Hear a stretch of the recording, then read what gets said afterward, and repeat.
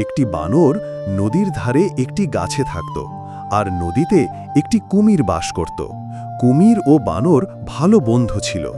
কুমিরটি একদিন বানরকে বলল, চলো বন্ধু, আমরা নদীর ওপারে গিয়া ঘুইরা আসি।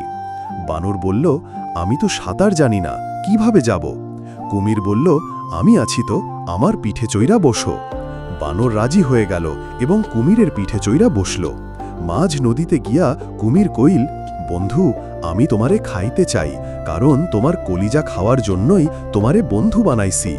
বানরটি শান্তভাবে বলল, আহারে বন্ধু, তুমি আগে কইবা না, আমার কলিজা তো গাছেরাই খা আসছি। বানর বলল, তুমি আমারে গাছের কাছে নিয়ে যাও, আমি তোমারে কলিজা দিতাছি। কুমির বানরকে গাছের কাছে নিয়ে গেলে বানরটি এক লাফে গাছে উঠে গেল।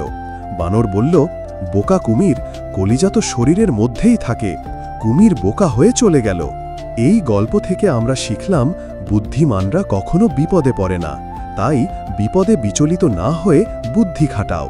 ভিডিও ভালো লাগলে লাইক, শেয়ার, সাবস্ক্রাইব করে দিবে। সাথে থাকার জন্য ধন্যবাদ। আল্লাহ হাফেজ।